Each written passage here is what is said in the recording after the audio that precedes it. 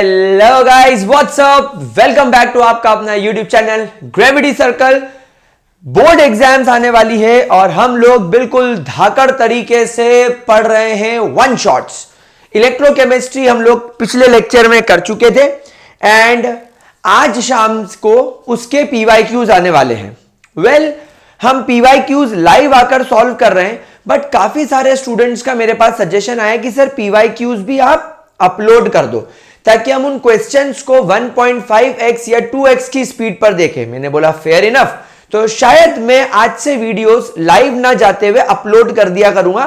We will check. But चलो अभी chemical kinetics one shot करना स्टार्ट करते हैं। फिजिकल केमिस्ट्री का ये आखिरी चैप्टर जिसकी यूटिलिटी 7 मार्क्स की है। 7 मार्क्स आएंगे, 100% आएंगे। गिनती के 4 या 5 टाइप के सवाल इस चैप्टर से आते हैं। वो सारी चीजें आप लोगों को मैं बताता चलूंगा। तो चलो गाइस, बिना टाइम वेस्ट करे बात करते हैं केमिकल काइनेटिक्स की। केमिकल काइनेटिक्स क्या है? जैसा नाम सजेस्ट कर रहा है, केमिकल यानी केमिकल रिएक्शन, काइनेटिक्स यानी स्पीड। तो बेसिकली किसी भी केमिकल रिएक्शन का रेट पता लगाना इस चैप्टर का काम है। कैसे पुराने बॉन्ड्स रिएक्टेंट के टूटते हैं, कैसे प्रोडक्ट के अंदर नए बॉन्ड बनते हैं, पुराने बॉन्ड के टूटने से कितनी एनर्जी कंजप्शन होती है, नए बॉन्ड के बनने पर कितनी एनर्जी रिलीज होती है, रिएक्शन एक्सोथर्मिक होगी, एंडोथर्मिक होगी, कैटलिस्ट के डालने पर केमिकल रिएक्शन के रेट पर क्या असर पड़ेगा, टेम्परेचर का केमिकल रिएक्शन के रेट पर क्या असर पड़ेगा, रिएक्टेंट के कॉन्सेंट्रेशन का केमिकल रिएक्शन के रेट पर क्या असर पड़ेगा। ये सारी चीजें कुल मिलाकर इस चैप्टर के अंदर पढ़ाई जाती है। रिएक्शन का मैकेनिज्म, रिएक्शन के काइनेटिक्स और रिएक्शन की एनर्जीज, ये सब इस चैप्टर के अंदर मेरे बच्चों पढ़ाई जाती है। चलो तो अब बिना टाइम वेस्ट करे आगे बढ़ चलते हैं और बात करते हैं rate of a chemical reaction की।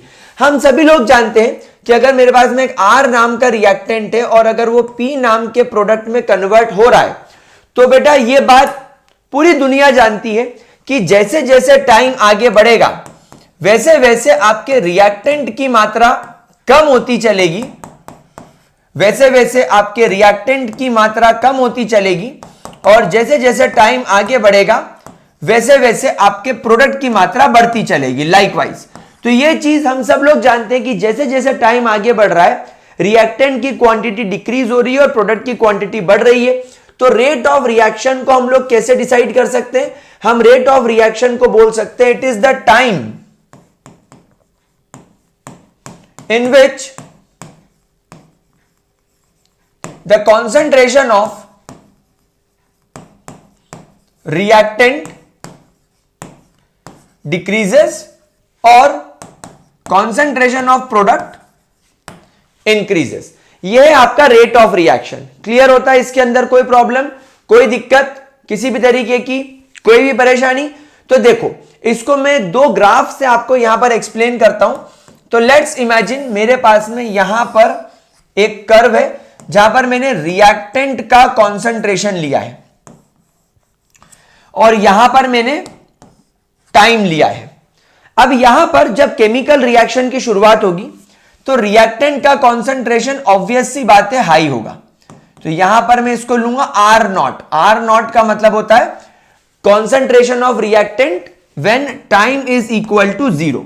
अब जैसे जैसे टाइम आगे बढ़ा हमने देखा रिएक्टेंट का कॉन्सेंट्रेशन कम होता चला, कम होता चला, कम होता चला। तो इससे क्या भी चीज क्लियर हुई कि जैसे जैसे टाइम आगे बढ़ेगा रिएक्टेंट का कॉन्सेंट्रेशन कम होगा। ठीक है। अब यहां पर अगर आपको एवरेज रेट निकालना है, किसी भी केमिकल रिएक्शन का रेट निकालना है, तो RAVG यानी एवरेज रेट ऑफ रिएक्शन कैसे निकालेंगे? जब हमारे पास में टाइम T1 होगा तब मैं कहूंगा उसका रिएक्टेंट का रेट R1 होगा, और जब टाइम चेंज होकर T2 हो जाएगा तब मैं कहूंगा केमिकल रिएक्शन का रेट चेंज होकर R2 हो जाएगा। और हम सब लोग जानते हैं कि यहां पर जो R2 है that is smaller than R1, यानी आपका फाइनल रेट जो है वो इनिशियल रेट से कम है। तो यहां पर एवरेज रेट का फॉर्मूला हो जाएगा R2 minus R1 upon T2 minus T1, और हम सब लोग जानते हैं R2 छोटा है इसलिए ये हो जाएगा minus delta R bye delta T and that is average rate. यहां पर नेगेटिव साइन क्या पोर्ट्रे कर रहा है, that is decrease in concentration of reactant with respect to time। क्या ये पॉइंट समझ में आया बच्चों? कोई दिक्कत इसके अंदर, कोई परेशानी किसी भी तरीके की? That is your average rate. यहीं पर एक चीज और आती है जिसे हम बोलते हैं instantaneous rate, RINST, instantaneous rate. Instantaneous rate का मतलब होता है, फॉर एग्जाम्पल अगर मान लो हमारे पास में यहां पर ये मैंने टाइम लिया t1, तो ये इसका रेट हो गया r1, और मैंने बहुत छोटे टाइम पीरियड में ही टाइम t2 देख लिया और मैंने इसका रेट r2 मार्क कर लिया। तो यहां पर क्या करा, मैंने बहुत छोटा टाइम पीरियड लिया, बहुत छोटा टाइम पीरियड, यानी कि फॉर एग्जांपल कुछ सेकंड्स के अंदर ही मैंने चेक कर लिया। जैसे एवरेज रेट में तो हम लोगों ने क्या किया था, थोड़ा सा हम लोगों ने ज्यादा टाइम लिया था। देखो T1 और T2 में गैप था 5 मिनट 10 मिनट, यहां पर हमने कुछ सेकंड्स में ले लिया, 5 सेकंड 10 सेकंड 15 सेकंड, उसी में हमने T1 T2 कर लिया। तो यहां पर क्या होगा, ऑब्वियसली यहां पर भी R2 छोटा होगा R1 से, तो यहां पर भी फॉर्मूला बनेगा R2 minus R1 upon T2 minus T1। ना क्योंकि R2 जो है वो R1 से छोटा है, बट छोटा डिफरेंस है, इसे यहां पर आ जाएगा dr by dt। d is for small changes, that is instantaneous rate। तो इस तरीके से आप लोग रिएक्टेंट का रेट निकाल सकते हो। क्या ये चीज क्लियर हुई बच्चों? कोई प्रॉब्लम इसके अंदर किसी भी तरीके की कोई दिक्कत तो नहीं चल रही है आप लोगों को? 100% चीज क्लियर हो रही है? ठीक है, पक्का 100% आगे बढ़े। तो देखो यहां पर इन्होंने बोला है कि कंसीडर करो एक केमिकल रिएक्शन हो रही है जिसमें R नाम का रिएक्टेंट P नाम के प्रोडक्ट के अंदर चेंज हो रहा है। तो यहां पर रेट ऑफ डिसअपियरेंस और रेट ऑफ अपीयरेंस होगा। अब यहां पर सिमिलरली अगर मैं ग्राफ प्लॉट करूं और यहां पर मैं ग्राफ प्लॉट करूं बिटवीन प्रोडक्ट एंड टाइम, तो गाइस जब आप लोगों का टाइम 0 रहा होगा तब आपके केमिकल रिएक्शन के अंदर कोई भी प्रोडक्ट नहीं रहा होगा। जब शुरुआत होगी तब प्रोडक्ट थोड़ी बनेगा, लेकिन जैसे जैसे टाइम आगे बढ़ेगा प्रोडक्ट बनता चला। तो ये हो गया आपके प्रोडक्ट का कर्व। अब यहां पर भी आप सेम चीज कर सकते हो।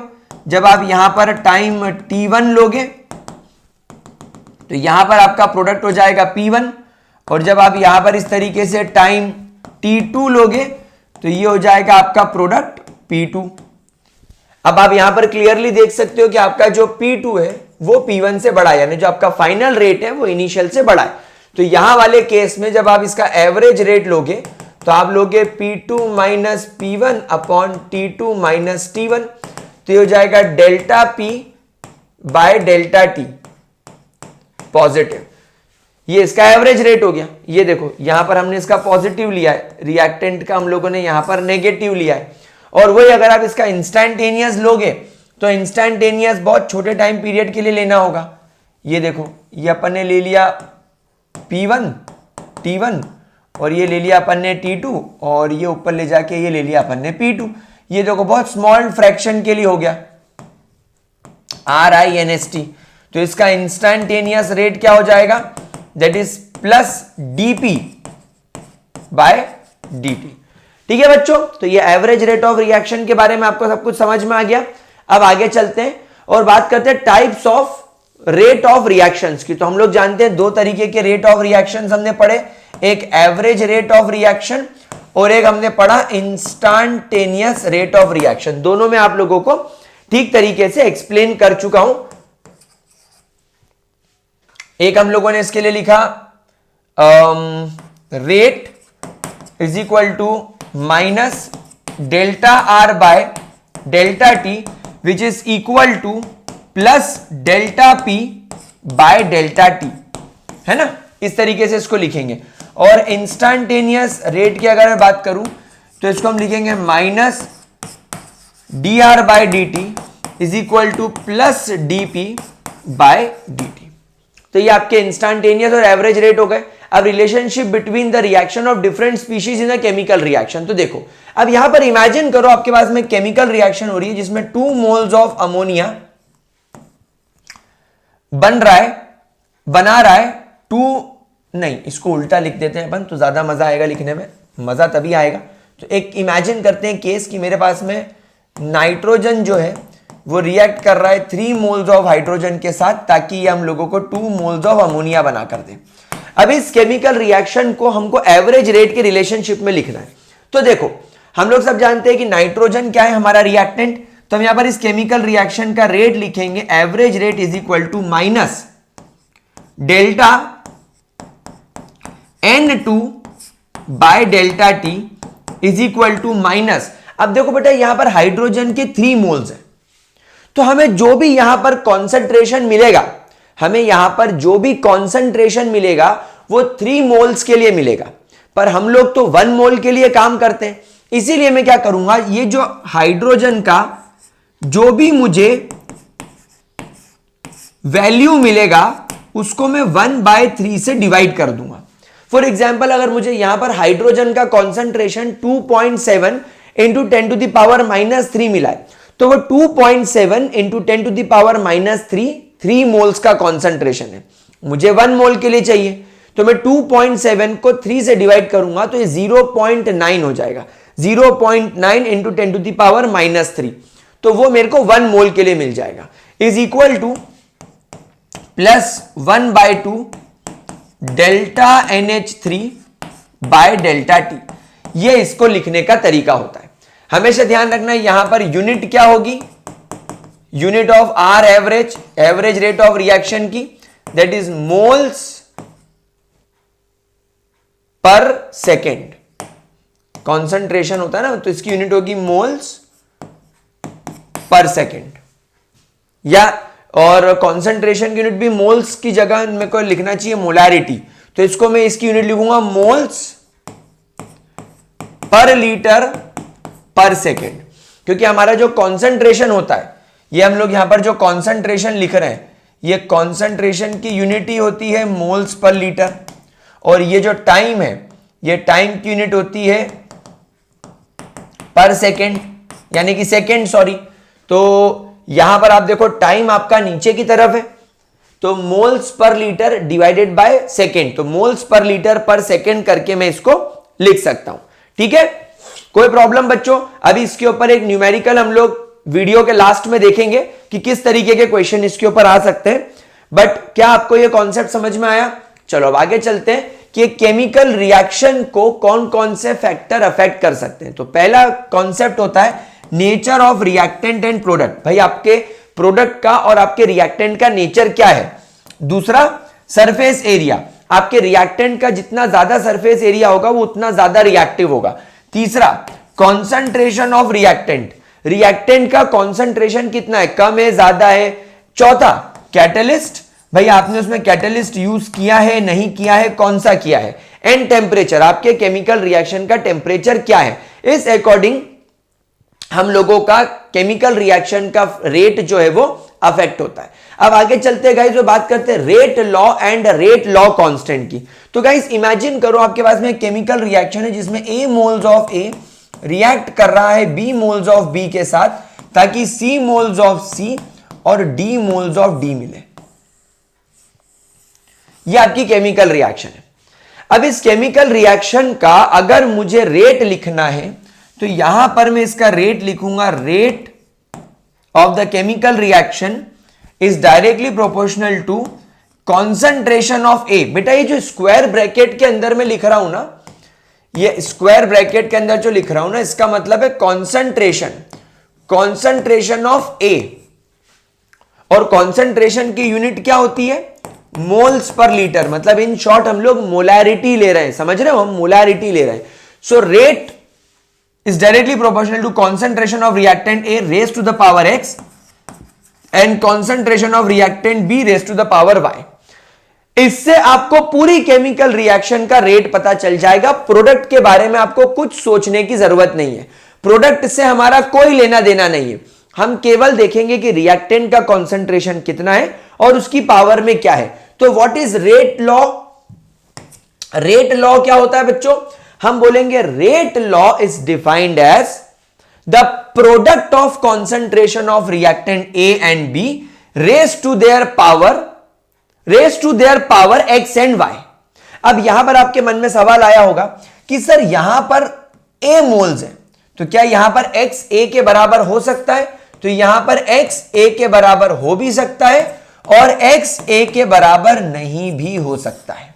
यहां पर जो y है वो इस कॉन्सेंट्रेशन जिसका हम ले रहे हैं b का, उसके स्टोइशियोमेट्रिक कोएफिशिएंट के बराबर हो भी सकता है और नहीं भी हो सकता है, विच मीन्स कि यहां पर एक पॉइंट हमें स्टार बनाकर लिखना पड़ेगा, which should be remembered that rate law is an experimental concept.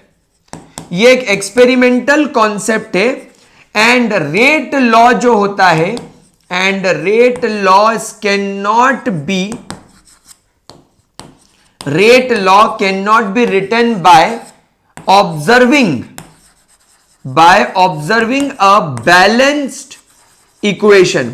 आप कभी भी बैलेंस्ड केमिकल इक्वेशन को देखकर रेट लॉ नहीं लिखोगे कि अरे वाह, एक के पास में A मोल्स है तो इसकी पावर में A चढ़ा दिया, इसके पास में B मोल्स है तो इसकी पावर में B चढ़ा दिया। नहीं, कोई गारंटी नहीं है, कोई गारंटी नहीं है, वो हमें एक्सपेरिमेंटली पता चलेगा। ठीक है, यहां पर x क्या है? x है order with respect to A और with respect to capital A। इसको अपने को ऐसा लिखना पड़ेगा, capital A with respect to capital A and y है order with respect to capital B। ठीक है, यहां तक क्लियर हो गया? With respect to A and with respect to B, कोई प्रॉब्लम? चलो, अब यहां पर जैसे ही मैं इस प्रोपोर्शनैलिटी कांस्टेंट को हटाऊंगा तो यहां पर मेरी इक्वेशन दिखने लगेगी, rate is equal to K A की पावर में x एंड B की पावर में y, एंड ये है मेरी रेट लॉ इक्वेशन, ये है मेरी रेट लॉ इक्वेशन, ये है मेरा rate law constant. This is my rate law constant, जिसे आप एक्सपोनेंशियल कांस्टेंट भी बोल सकते हो, कोई बात नहीं, अपन इसको रेट लॉ कांस्टेंट बोलेंगे। इसको कुछ लोग दूसरे भाषा में बोलते हैं, लेकिन हमारे काम का क्या है? Rate law constant. ठीक है बच्चों, क्या इतना पॉइंट समझ में आया? रेट लॉ वगैरह सब कुछ क्लियर हुआ? क्या आप रेट लॉ इस बैलेंस्ड केमिकल रिएक्शन को देखकर निकाल सकते हो? बिल्कुल नहीं निकाल सकते। चलो आगे बढ़ते हैं।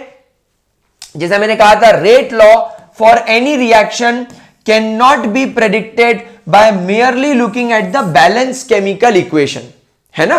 दूसरा, it can not be determined theoretically but must be determined experimentally. Point हमें ये याद रखने पड़ेंगे। अब गाइस, हम लोग यहां पर बात करते हैं ऑर्डर ऑफ रिएक्शन की। तो आप सब लोगों को अभी अभी पता होगा कि हम लोगों ने एक रेट इक्वेशन लिखी थी, rate is equal to K A की पावर में x और B की पावर में y। तो अगर आपसे कोई पूछता है कि इस केमिकल रिएक्शन का ऑर्डर क्या होगा, तो हम यहां पर बोलेंगे the overall order of the reaction is the sum of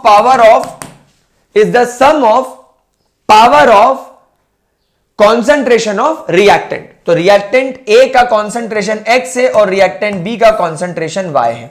तो ये है हमारा overall order of the reaction. This is our overall order of the reaction. क्या ये बात समझ में आई? ठीक है, कोई प्रॉब्लम इसके अंदर? अच्छा, अब ऑर्डर के बारे में कुछ इंटरेस्टिंग बातें नोट कर लो। आपका ऑर्डर ऑफ रिएक्शन 0 भी हो सकता है, 1 2 3 और फ्रैक्शन में भी हो सकता है। Fraction like 1/2, 3/2, 5/3, it can be anything. Order is always determined experimentally. Order हमेशा एक्सपेरिमेंटली डिटरमाइन करेंगे and it should be either given in the problem, यानी कि आपको जो बोर्ड एग्जाम में क्वेश्चन आएगा उसके अंदर दिया हुआ होगा, और अगर नहीं दिया हुआ होगा तो हमें उसकी इंफॉर्मेशन दे रखी होगी जिससे कि मैं इसे कैलकुलेट कर सकता हूं। ठीक है, आगे बढ़ते हैं। There is no relation between stoichiometry of the reaction and order of the reaction. For example, अगर आपके पास में केमिकल रिएक्शन हो रही है H2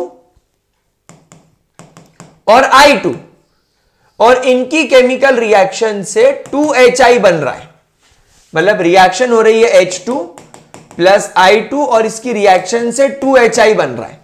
तो क्या ये रिएक्शन में इसके पावर 1 आई मीन इसका 1 मोल है, इसका 1 मोल है, तो क्या इसकी पावर में 1 इसकी पावर में 1 ले लूंगा? नहीं नहीं, बैलेंस्ड केमिकल इक्वेशन को देखकर रेट लॉ तो लिखना ही नहीं है। या तो बोलो कि हमको डेटा दे ताकि मैं डेटा से निकाल सकूं वैल्यू, या तो मेरे को बता दे।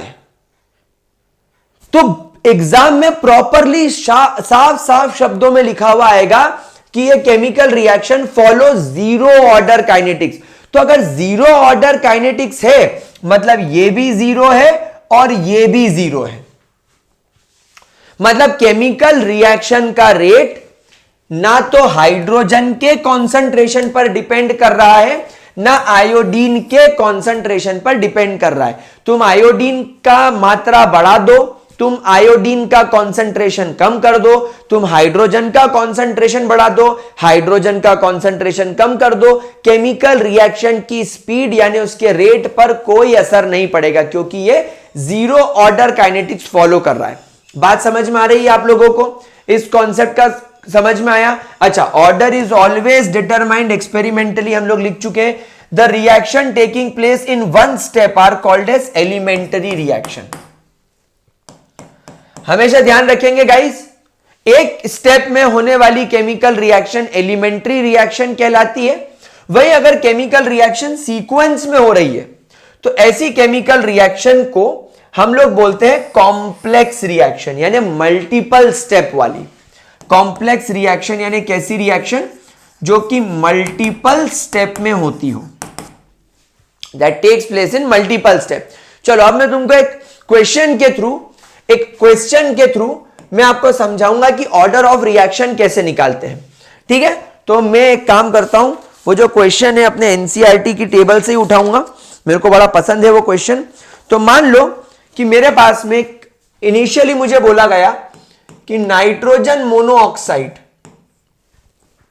का कॉन्सेंट्रेशन, जिसकी यूनिट मोल्स पर लीटर है, देन ऑक्सीजन का कॉन्सेंट्रेशन जिसकी again unit moles per litre है, और रेट, और केमिकल रिएक्शन में rate of formation of NO2 जिसकी unit moles per litre per second है। ऐसे आपको एक टेबल दे दिया जाएगा बोर्ड एग्जाम में, आपके सामने एक ऐसा टेबल आएगा। फिर बोला जाएगा एक्सपेरिमेंट नंबर 1 में इसका कॉन्सेंट्रेशन 0.30 और rate of formation is 0.096। Second experiment में इसका कॉन्सेंट्रेशन 0.60, इसका 0.30, इसका कॉन्सेंट्रेशन 0.384। अगले केस में इसका कॉन्सेंट्रेशन 0.30, इसका कॉन्सेंट्रेशन 0.60 और rate of formation of NO2 is 0.192। And fourth वाले केस में ये भी 0.60, ये भी 0.60 और रेट हो गया 0.768। और बोला गया अब इस वैल्यू के बेसिस पर आप लोग हमें यह बताइए कि इसकी रेट और इक्वेशन क्या होगी और इस केमिकल रिएक्शन का ऑर्डर क्या होगा। तो देखो, अब मेरी बात सब लोग ध्यान से सुनेंगे, सुन रहे हैं सब लोग ध्यान से? चलो, तो यहां पर सबसे पहले अपन इसकी रेट इक्वेशन लिखेंगे। रेट इज इक्वल टू के NO की पावर में x और O2 की पावर में y। ठीक है, समझ में आ गया? अब देखो, अब यहां पर इनिशियली इनका कॉन्सेंट्रेशन ये है। तो अब मैं एक ऐसा गेम खेलता हूं कि ऑक्सीजन का कॉन्सेंट्रेशन सेम रख के NO का कॉन्सेंट्रेशन बढ़ाकर देखता हूं कि रेट पर क्या असर पड़ रहा है। तो एक्सपेरिमेंट 1 और 2 में देखो, ऑक्सीजन का कॉन्सेंट्रेशन तो सेम है, लेकिन नाइट्रोजन मोनोऑक्साइड का कॉन्सेंट्रेशन 2 टाइम्स बढ़ गया। तो मैं यहां पर लिखूंगा एक्सपेरिमेंट नंबर 1 में NO का इनिशियल कॉन्सेंट्रेशन 0.30, NO का फाइनल कॉन्सेंट्रेशन 0.60, इसकी पावर में x, ये x लेना है ना हमको, तो इसकी पावर में x मल्टीप्लाई बाय 0.30 ऑक्सीजन का इनिशियल कॉन्सेंट्रेशन, 0.30 ऑक्सीजन का final concentration raise to the power y is equal to rate, is equal to rate. Initial rate 0.096 and final rate 0.384। अब ये तो पूरा कैंसल आउट हो गया और इसने इसको 2 टाइम्स काट दिया और इसने इसको 4 टाइम्स काट दिया, तो ये हो गया 1/2 की पावर में x और ये हो गया 1/4। अब एक बार बताओ, इस 1/2 को 1/4 बनाने के लिए मेरे को x की वैल्यू क्या रखनी पड़ेगी? सर 100% x की वैल्यू आपको 2 रखनी पड़ेगी। वाह सर, ये तो हो गया, मजा आ गया सर। अब एक सेम केस क्या मैं ऑक्सीजन के साथ खेलूं? बिल्कुल खेलो सेम केस ऑक्सीजन के साथ। अब एक्सपेरिमेंट 1 और एक्सपेरिमेंट 3 को देखो, ऑक्सीजन की वैल्यू चेंज करेंगे और NO की वैल्यू सेम रखेंगे और यहां पर इसकी वैल्यू 0.30 से 0.60, हमने इसको 2 टाइम्स बढ़ा दिया, तो देखते हैं रेट पर क्या असर पड़ा। तब हम यहां पर लिखेंगे 0.30 डिवाइडेड बाय 0.30 और इसकी पावर में, अब हमको तो पता चल गया है कि x की वैल्यू 2 है तो 2 लिख दो और 0.30 ऑक्सीजन का अब 0.60 हो गया है। अब इसकी पावर में y लिखना पड़ेगा क्योंकि हमें पता नहीं है। 0.096 इनिशियल और बाद में 0.192, तो देखो ये तो पूरा कट गया, ये चला गया इससे 1/2 टाइम्स और ये भी चला गया इससे 1/2 टाइम्स, यानी 1/2 की पावर में y इज इक्वल टू 1/2। तो मुझे बताओ ना बेटा, y की वैल्यू क्या होगी? y की वैल्यू 1 होगी। तो अब आपको समझ में आया कि इसका रेट इक्वेशन क्या बनेगा। सो देयरफॉर आपकी जो रेट इक्वेशन बनेगी वो बनेगी rate is equal to k NO की पावर में 2 एंड O2 की पावर में 1। क्या ये बात समझ में आई मेरे बच्चा पार्टी? और अब इस केमिकल रिएक्शन का ओवरऑल ऑर्डर क्या निकालोगे? दैट इज 2 + 1 यानी कि 3, यानी केमिकल रिएक्शन का ऑर्डर क्या है? थर्ड ऑर्डर रिएक्शन है। तो इस तरीके से we will solve such questions. ठीक है, चलो आगे बढ़ते हैं और अब यूनिट ऑफ रेट कांस्टेंट की बात करते हैं। तो guys, unit of rate constant के लिए आप एक सिंपल फॉर्मूला यूज करेंगे, मोल 1 - n लीटर n-1 पर सेकेंड। समझ में आई क्या यूज करा हमने?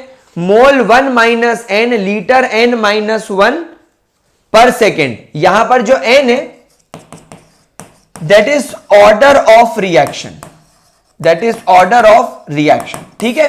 अब आपको जैसे अभी थोड़ी देर पहले बोला कि हमने इसके पहले वाले क्वेश्चन में देखा कि भैया ये हमारी थर्ड ऑर्डर रिएक्शन है, तो इस थर्ड ऑर्डर रिएक्शन के लिए अगर आपसे कोई इस k की यूनिट पूछे तो आप यहां पर क्या बोलोगे कि अच्छा थर्ड ऑर्डर रिएक्शन है, ठीक है। तो मैं काम करता हूं, मैं यहां पर n की वैल्यू 3 रख देता हूं, तो यहां पर क्या होगा? मोल 1 - 3 यानी -2 लीटर 3 - 1 यानी कि 2 एंड पर सेकेंड। ये आपके थर्ड ऑर्डर रिएक्शन में k यानी कि रेट कांस्टेंट की यूनिट हो गई। वैसे ही आप जीरो ऑर्डर, फर्स्ट ऑर्डर और सेकेंड ऑर्डर की यूनिट देख लीजिए। बोर्ड एग्जाम में इस यूनिट को देखकर ऑर्डर ऑफ रिएक्शन को रिकॉग्नाइजेशन करना पड़ता है। ठीक है, ठीक है बच्चों। और यहां पर इसको हम हटा देते हैं क्योंकि बहुत ही वाहियात स्पेलिंग लिख दी गई थी। चलो बच्चों, ठीक हुआ, समझ में आया, क्लियर हुआ? आगे बढ़े, चलिए अब गाइस बात करते हैं मॉलिक्यूलैरिटी की। सर मॉलिक्यूलैरिटी क्या है? एक पर्टिकुलर केमिकल रिएक्शन में साइमल्टेनियसली एक पॉइंट पर कितने रिएक्टेंट के मॉलिक्यूल कोलिजन कर रहे हैं, और वो कोलिजन भी कैसा होना चाहिए?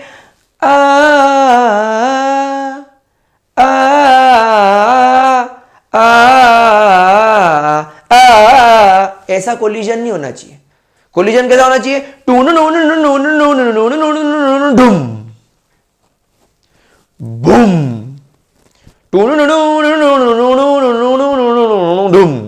मतलब इफेक्टिव कोलिजन होना चाहिए, इतना स्पीड में होना चाहिए कि प्रोडक्ट बन जाए। शाहरुख खान स्टाइल में सूरज हुआ मध्यम फिर काजल आ रही चांद जलने लगा, नहीं, ऐसा शाहरुख खान स्टाइल का कोलिजन नहीं करना है हमें। यहां पर ऋतिक रोशन की स्टाइल का बम वाला कोलिजन करना है। तो एक केमिकल रिएक्शन में एक पर्टिकुलर पॉइंट पर एक साथ कितने सारे रिएक्टेंट के मॉलिक्यूल इफेक्टिवली कोलॉइड कर रहे हैं ताकि प्रोडक्ट बन सके, दैट इज कॉल्ड एज मॉलिक्यूलैरिटी। ठीक है, अब मॉलिक्यूलैरिटी अलग अलग प्रकार की होती है। Molecularity number 1, unimolecular reaction. Unimolecular reaction में मॉलिक्यूलैरिटी होती है 1 के बराबर, यानी there is only 1 reactant participating in the reaction. वो एक रिएक्टेंट किसी से कोलिजन नहीं कर रहा है, वो एक रिएक्टेंट खुद ही टूटकर प्रोडक्ट बना रहा है। जैसे अमोनियम नाइट्राइट सॉरी, तो ये कन्वर्ट हो गया N2 H2O में, एक ही रिएक्टेंट है। लेकिन अगर मेरे पास में बायमॉलिक्यूलर रिएक्शन आ गई जिसका मॉलिक्यूलैरिटी 2 है, उसमें 2 रिएक्टेंट एक दूसरे से कोलिजन करेंगे, HI के 2 मॉलिक्यूल्स, एक HI है एक HI है, दोनों टकराए, इनके कोलिजन से H2 और I2 बन के निकल गया। ट्राइमॉलिक्यूलर रिएक्शन यानी मॉलिक्यूलैरिटी 3, 2 moles of NO and 1 mole of oxygen, यानी 2 नाइट्रोजन मोनोऑक्साइड के मॉलिक्यूल और एक ऑक्सीजन का मॉलिक्यूल, ये तीनों आकर एक पॉइंट पे भम से कोलिजन करेंगे और आपको NO2 बनाकर देंगे। तो यहां पर हो गया आपके ट्राइमॉलिक्यूलर रिएक्शन। अब यहां पर गाइस एक बात बताना कि एक पर्टिकुलर पॉइंट पर एक साथ कितने reactant molecule simultaneously same speed पर इफेक्टिवली कोलिजन कर सकते हैं। या तो एक अकेला हो तो उसकी तो रिएक्शन हो जाएगी, या तो 2 टकराएंगे या तो 3 टकराएंगे। क्या प्रोबेबिलिटी है कि 4 टकराएंगे, 5 टकराएंगे? नहीं, रियलिटी में इस दुनिया में 3 से ज्यादा मॉलिक्यूल एक साथ एक पॉइंट पर इफेक्टिवली कोलिजन कर सकते हैं, उससे ज्यादा नहीं। तो इसीलिए प्रोबेबिलिटी यह होती है कि 3 से ज्यादा मॉलिक्यूल एक साथ कोलिजन करे और रिएक्शन करे, उसकी प्रोबेबिलिटी बहुत स्मॉल है। इसीलिए 3 से ज्यादा किसी भी केमिकल रिएक्शन की मॉलिक्यूलैरिटी नहीं देखी गई है, और 3 भी जिसकी होती है वो प्रोसेस भी बड़ी स्लोली आगे बढ़ती है। ठीक है, अच्छा अब जरा इस केमिकल रिएक्शन को ऑब्जर्व करो।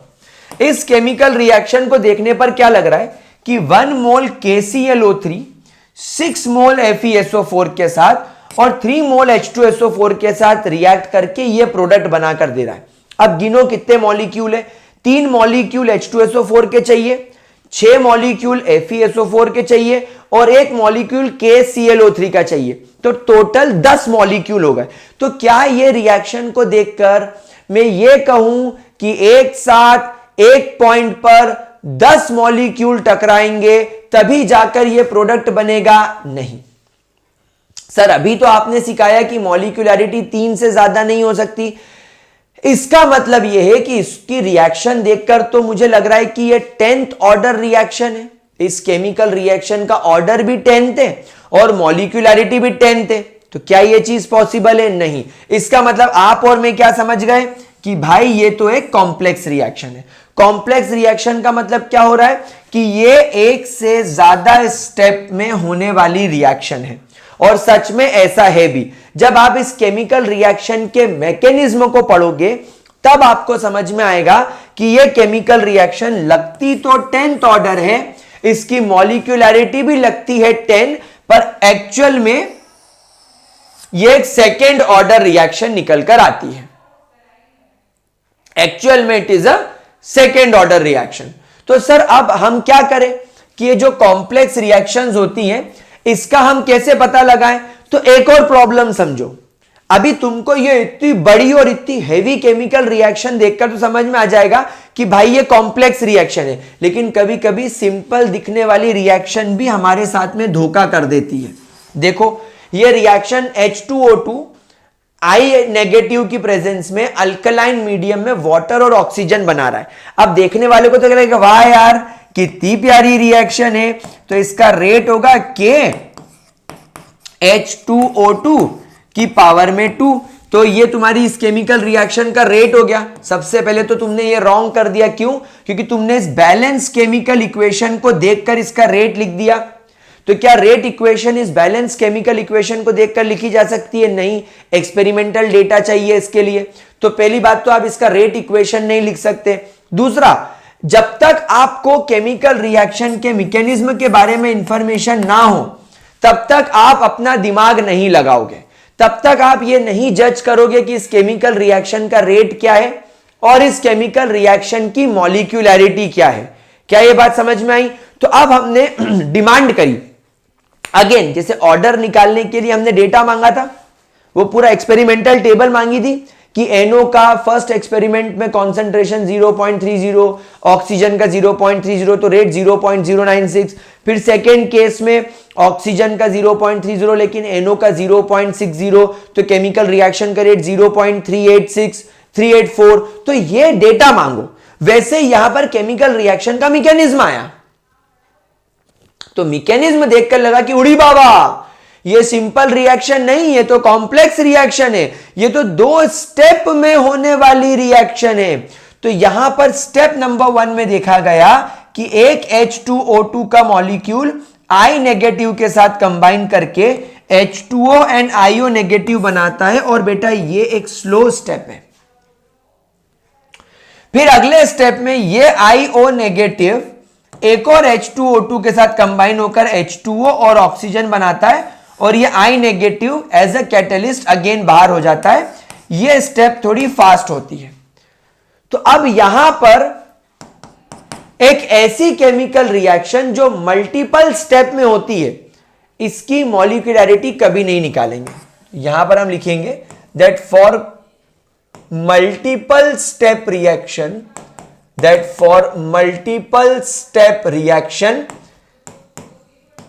there is no sense of molecularity।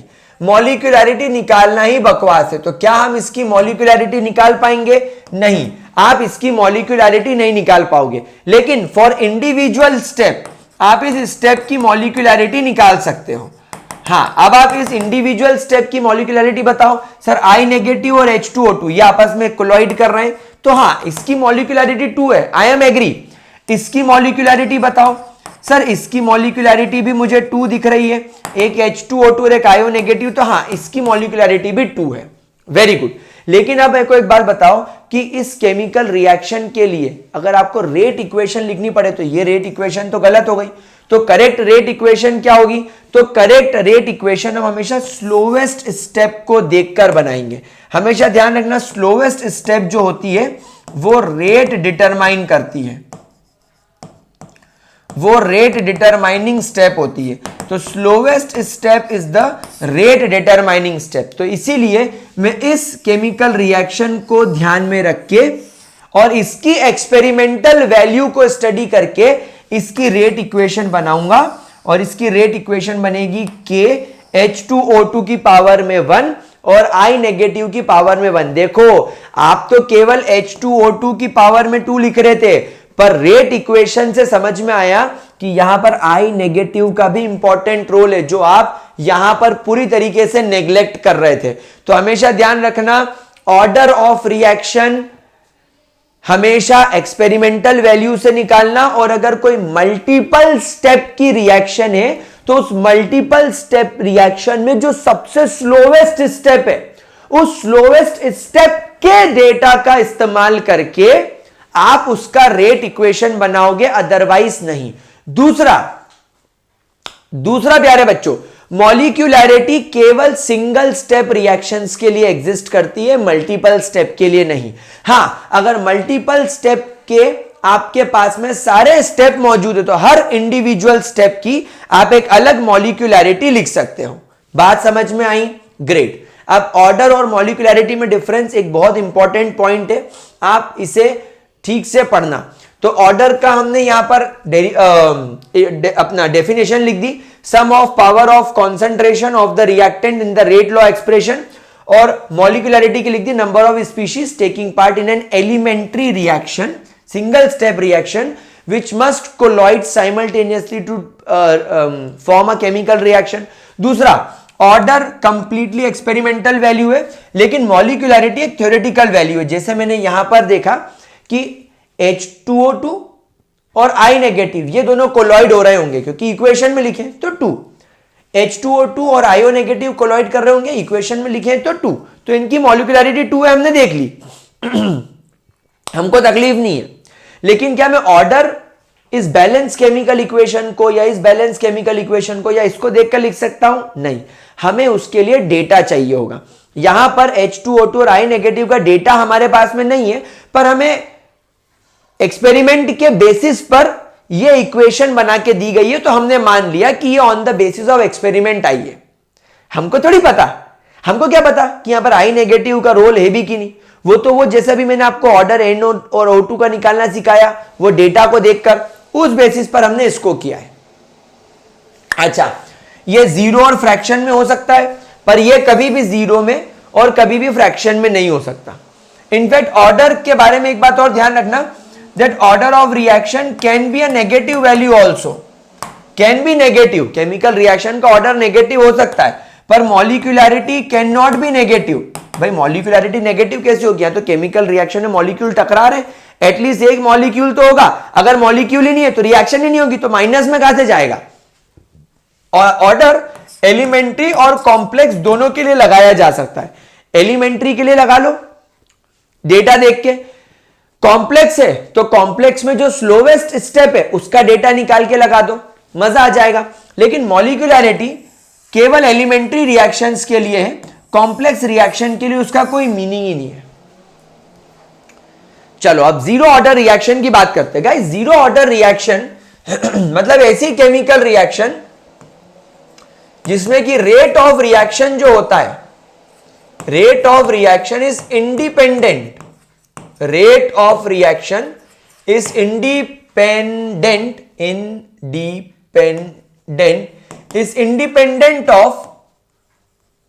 Independent of the concentration of the reactant. Reactant के कॉन्सेंट्रेशन पर ये डिपेंड ही नहीं कर रहा है। आई बात समझ में?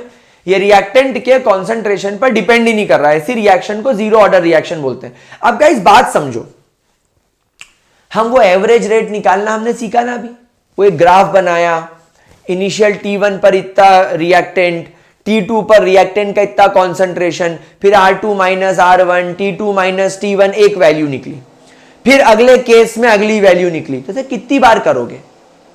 प्रॉब्लमेटिक चीज है, मतलब हमारे लिए मुश्किल है ना, ग्राफ बार बार पढ़ना, बार बार ग्राफ पढ़ना, बार बार उसका रिजल्ट निकालना, ग्राफ बनाना, बड़ी बड़ी टेबल बनाना, कंफ्यूजिंग है।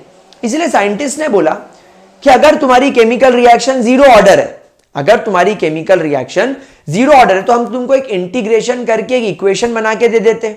बस जब भी जीरो ऑर्डर रिएक्शन दिखे तो उसमें कुछ कुछ जो वैल्यूज हम बता रहे हैं वो जगह पर वैल्यूज पुट अप करो and you will get the rate.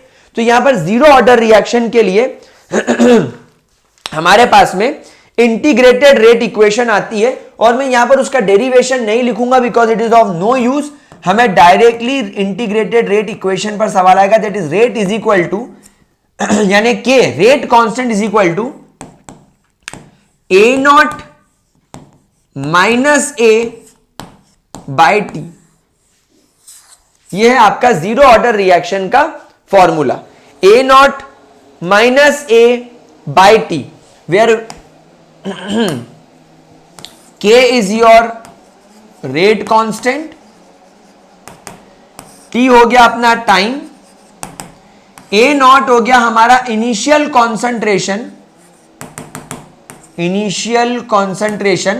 और ए हो गया हमारा final concentration eight time T, final concentration eight time T. ठीक है बच्चों, कोई प्रॉब्लम इसके अंदर? मेरे बच्चों क्या इसके अंदर कोई प्रॉब्लम, किसी भी तरीके की कोई दिक्कत, कोई परेशानी? 100% चीज क्लियर है। अच्छा, अगर हम इसका हाफ लाइफ की बात करें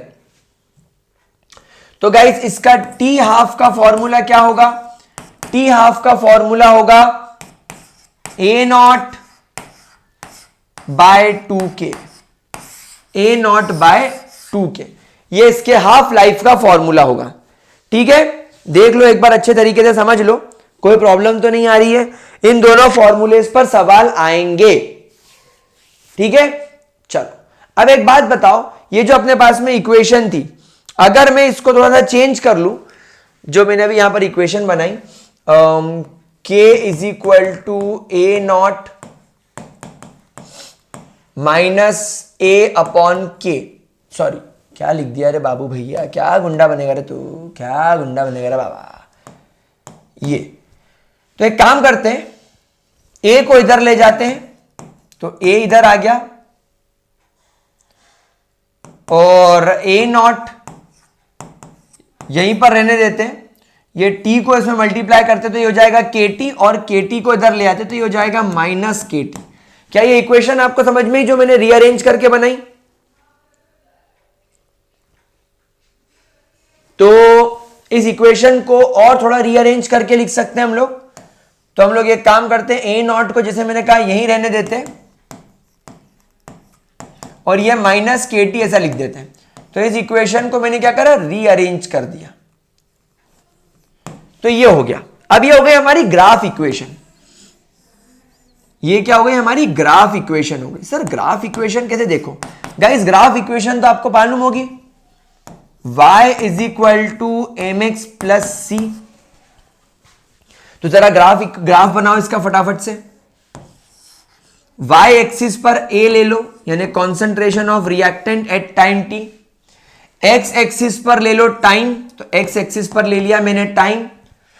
इंटरसेप्शन पॉइंट के पहले स्लोप ऑब्जर्व करो, तुम्हारा स्लोप माइनस के है, मतलब ग्राफ ऊपर से नीचे की ओर आना चाहिए। तो ये जो इंटरसेप्शन पॉइंट है सी, ये डेफिनेटली यहां बनना चाहिए ए नॉट। तो ये ए नॉट तुम्हारा इंटरसेप्शन पॉइंट हो गया और ग्राफ ऊपर से नीचे की ओर आ रहा है, इसीलिए तुम्हारा यहां पर स्लोप जो है वो इस तरीके से माइनस एम, जो तुम्हारा स्लोप है वो यहां पर अपन लिखेंगे माइनस एम को माइनस के। आई बात समझ में? ये तुम्हारी इसकी ग्राफ इक्वेशन हो गई। बच्चों ग्राफ इक्वेशन समझ में आई कि नहीं अच्छे तरीके से? जो मैंने बनाई वो तुमको समझ में आई कि नहीं आई? मारा बच्चों, मारा देशवासियों, क्या तुमको ये बात समझ में आई?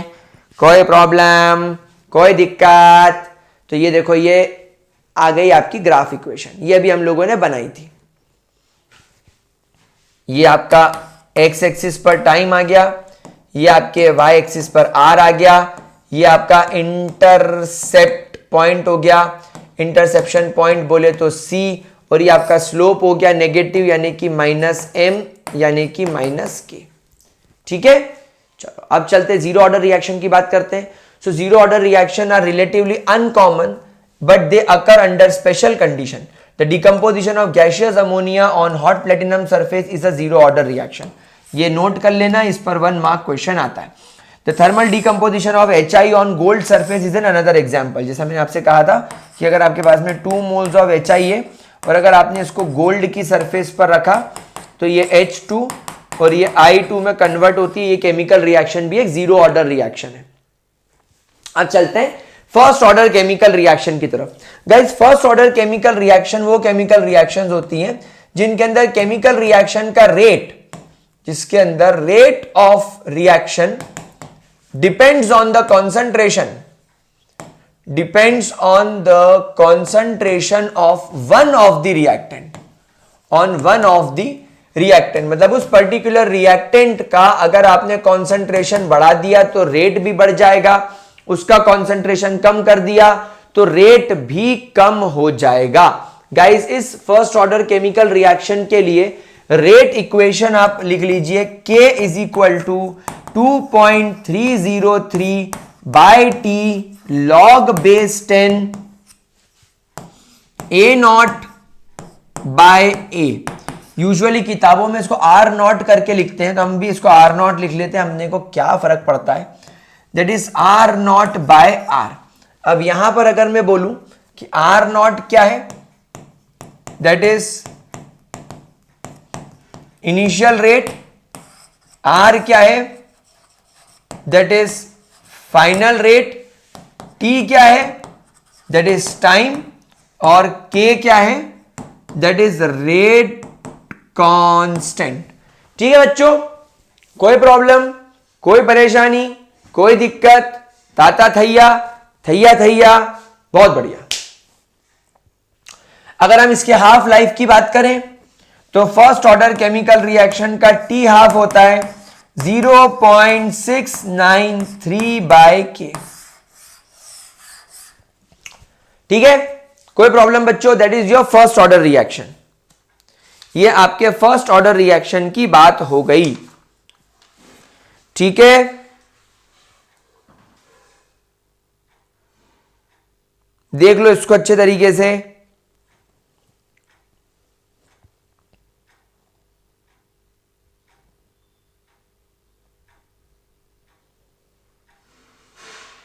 ठीक है, अब जरा मेरी बात ध्यान से सुनना। क्या आप सब लोग जानते हो कि लॉग की एक प्रॉपर्टी होती है सर? क्या, देखो पहले तो केटी उधर ले जाओ और 2.303 इसके डिवीजन में ले आओ, is equal to log base 10। अब बेटा जब कोई दो लॉग में बेस 10 पे डिवीजन में होता है तो वो एक्चुअली सब्ट्रैक्शन में भी आ सकता है। ये तो बेटा ये समझे आप क्या करा मैंने? क्या आप समझे मैंने क्या करा? ये आई बात समझ में सबको? ठीक है, अब क्या करेंगे सर, थोड़ा ठीक से बताओ तो मजा आएगा। तो अब एक काम करते हैं, जो log बेस 10 आर है इसको इधर ले आते हैं, तो ये हो जाएगा log बेस 10 आर इधर चला गया, अपना log बेस 10 आर नॉट तो बढ़िया मस्त अपनी जगह पर है, लेकिन ये KT इधर आ गया तो ये हो जाएगा माइनस KT अपॉन 2.303। ये बन गई बच्चों आपकी ग्राफ इक्वेशन। अब इस इक्वेशन को जरा y is equal to m x plus c पर रख के देखो, तो y एक्सिस पर आपको रखना पड़ेगा log बेस 10 r नॉट नहीं होगा रे, केवल r होगा, log base 10 r। x axis पर आ जाएगा आपका टाइम, तो यहां पर अपन ले लिया टाइम। आपको अगेन स्लोप नेगेटिव दिख रहा है, माइनस के अपॉन 2.303, और आपको इंटरसेप्शन पॉइंट दिख रहा है ये, that is log base 10 R naught. तो ये हो गया आपका ग्राफ, आपके फर्स्ट ऑर्डर रिएक्शन का ग्राफ। ये हो गया आपके फर्स्ट ऑर्डर रिएक्शन का ग्राफ मेरे प्यारे बच्चों, मेरे प्यारे बच्चों, मेरे प्यारे राज दुलारो, मेरे लालो गुलजारी लालो। क्या तुमको ये बात समझ में आई? आई कि नहीं आई? आई तो कितनी जोर से आई? पक्का बच्चों, पक्का पक्का पक्का पक्का क्लियर है? एक ग्राफ समझ में आया?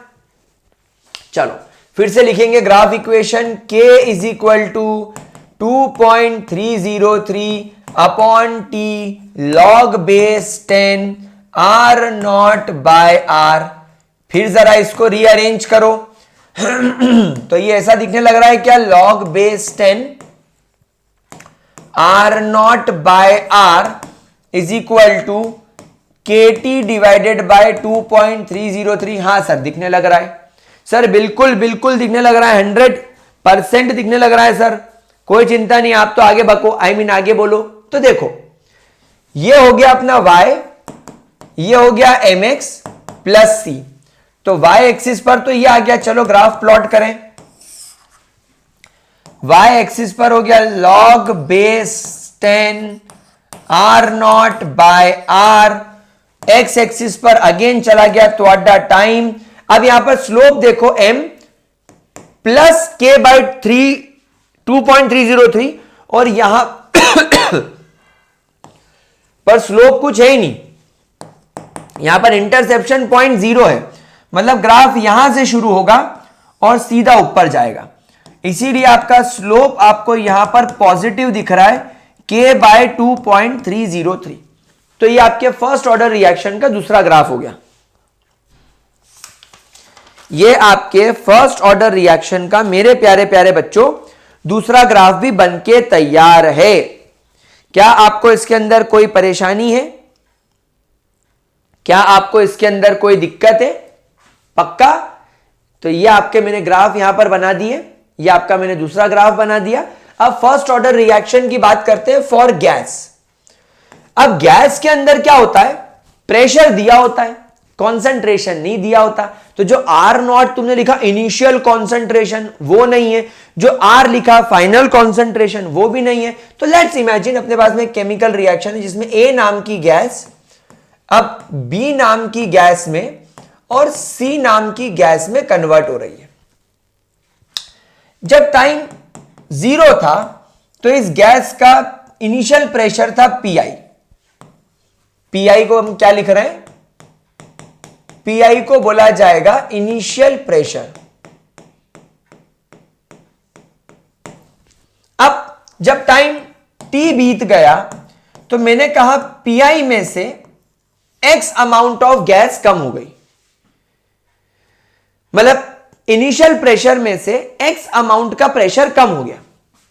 अब क्योंकि टाइम टी बीत चुका है, बी नाम की गैस बन गई होगी, मतलब डेफिनेटली इसका प्रेशर भी एक्स होगा और इसका प्रेशर भी एक्स होगा। यहां पर स्टार बनाकर एक पॉइंट लिखेंगे, एक्स जो है it depends on moles, it depends on moles. For example अगर मान लो यहां पर जस्ट टेक एन एग्जाम्पल कि आपके पास में ए के टूटने से 2b बनता, तो यहां पर पीआई में से एक्स मोल्स जाने के बाद इसके 2x प्रेशर आपको यहां पर देखने को मिलता।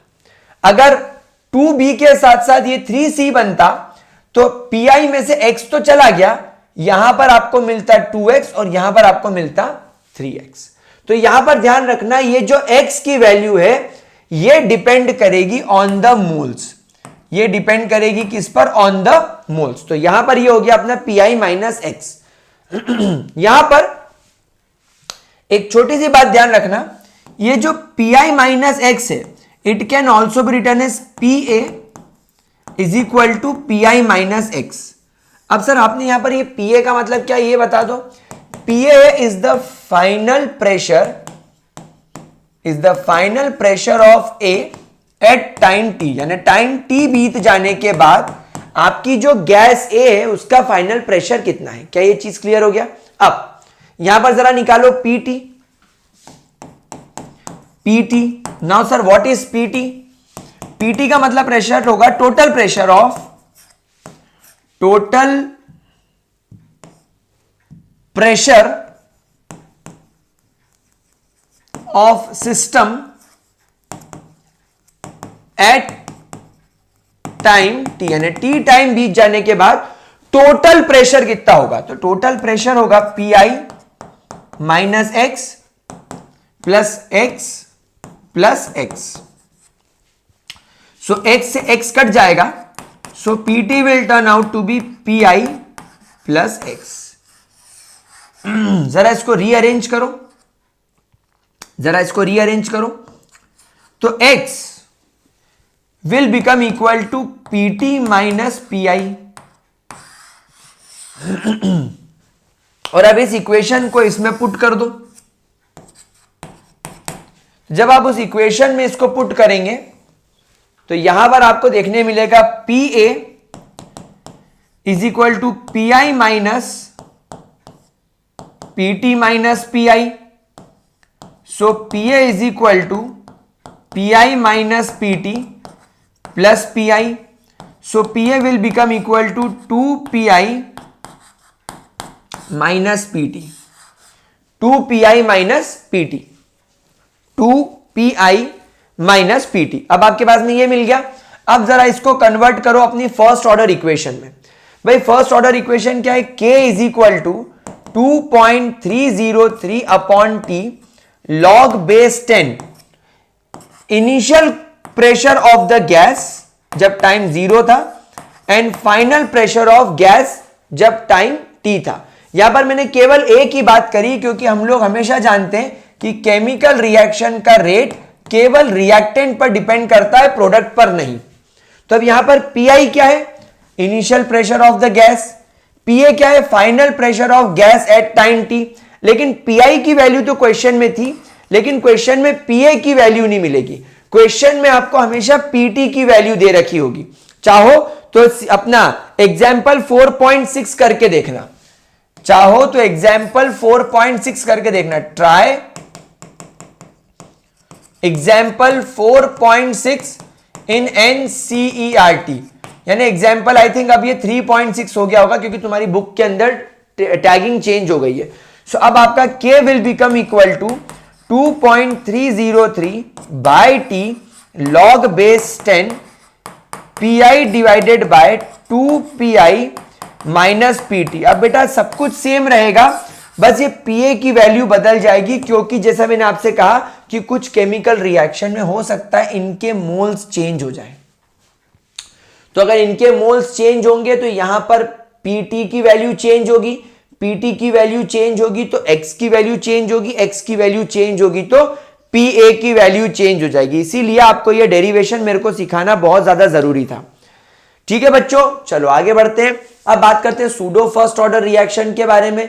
भाई ये केमिकल रिएक्शन दिखने में सेकेंड ऑर्डर होती है पर हकीकत में फर्स्ट ऑर्डर की तरह बिहेव करती है। क्यों?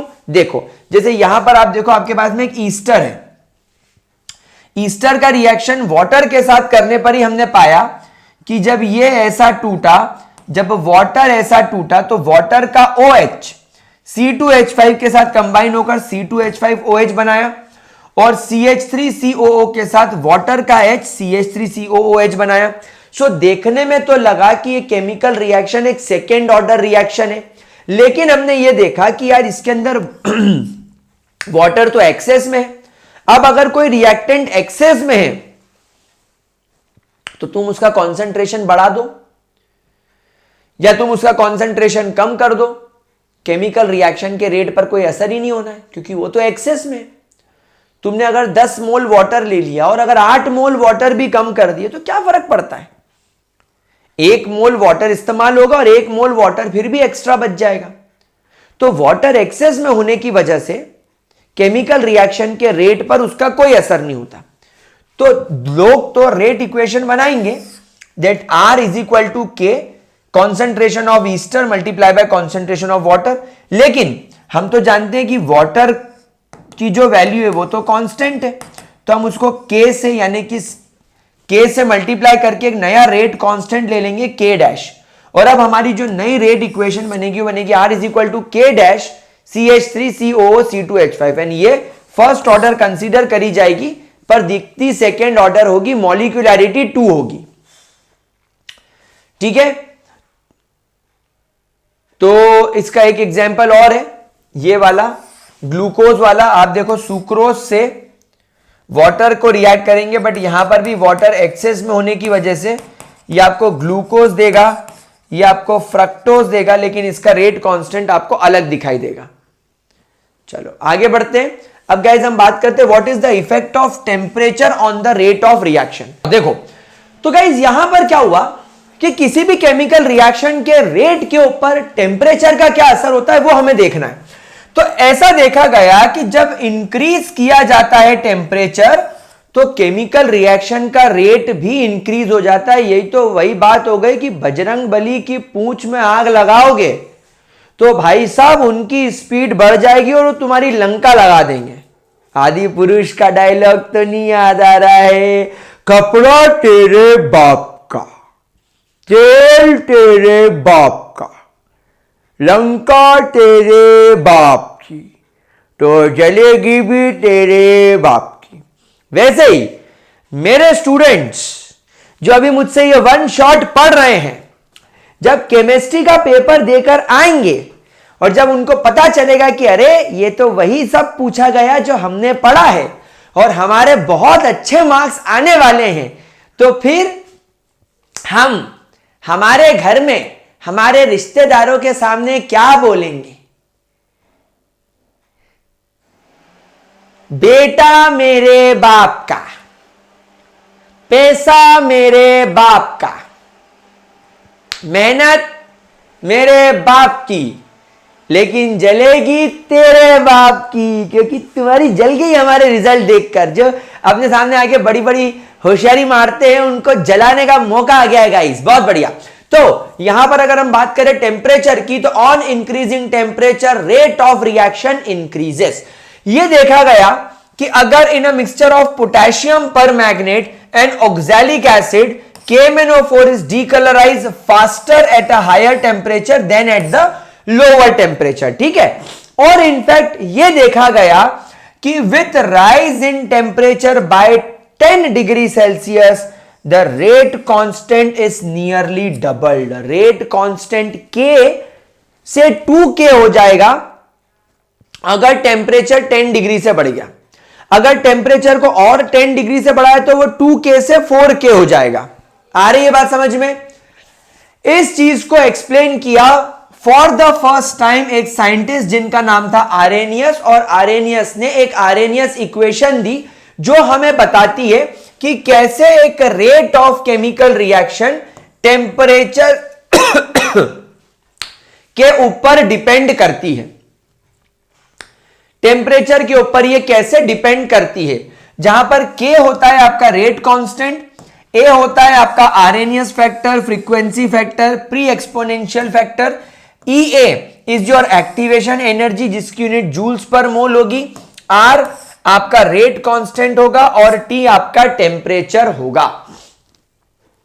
आरेनियस ने बोला कि एक बात समझो, ये तुम्हारा हाइड्रोजन है H2, ये तुम्हारा आयोडीन है I2, ये दोनों एक अच्छे खासे स्टेबल मॉलिक्यूल है, रूम टेम्परेचर पे आराम से पड़े हैं।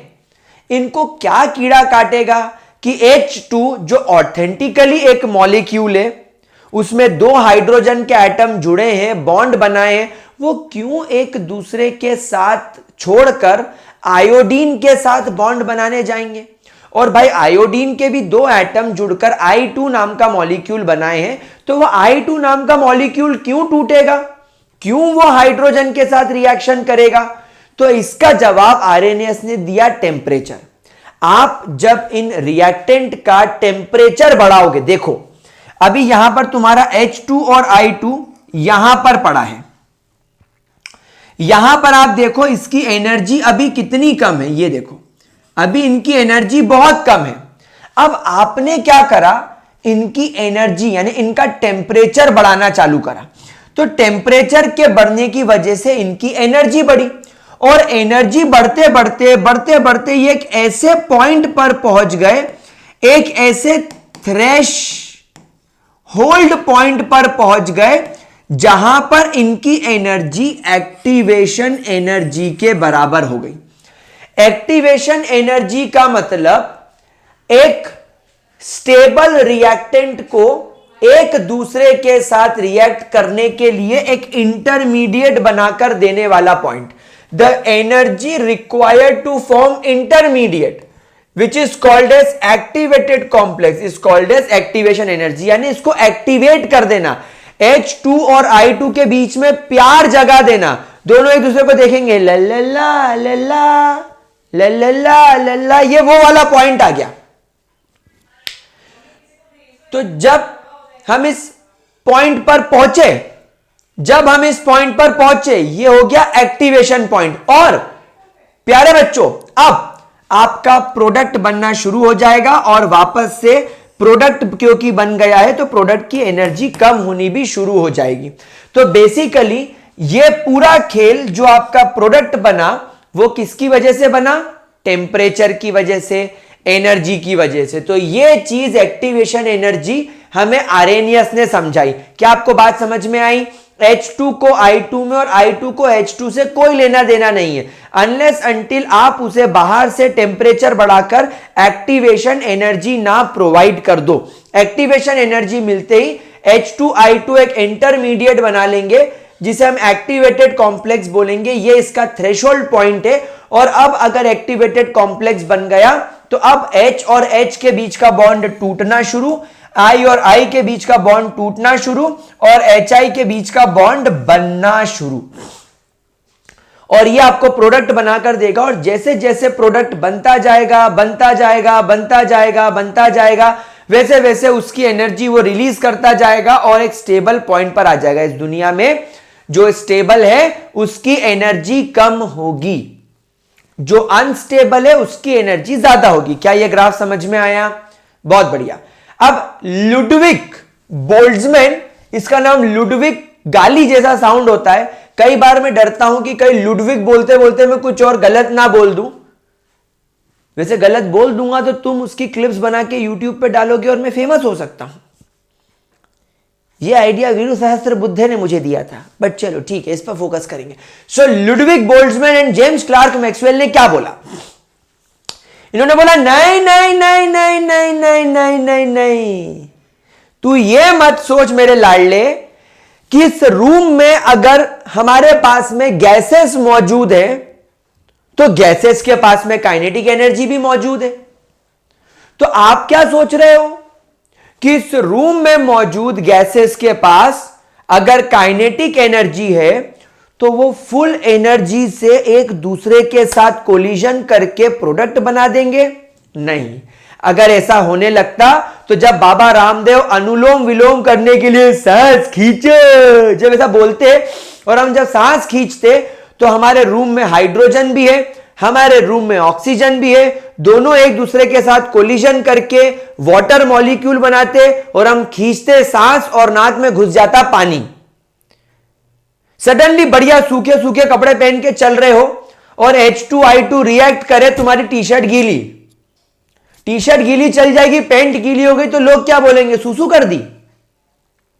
लोगों को क्या मालूम कि यहां केमिकल रिएक्शन हुई है। रूम में नाइट्रोजन है, रूम में ऑक्सीजन है, रिएक्ट करके नाइट्रस ऑक्साइड बन गया। हंस रहे हो पागल जैसे। किसी की मतलब किसी के यहां डेथ हो गई, उसके यहां बैठने गए, सॉरी आंटी सुन के बहुत दुख हुआ अंकल चले गए पागल नहीं हो जाओगे? तो इस चीज से बचने के लिए भगवान ने टेक्निक बनाई है क्या कि गैसेस को काइनेटिक एनर्जी तो दी पर उतनी नहीं दी कि जिससे वो रिएक्शन कर सके।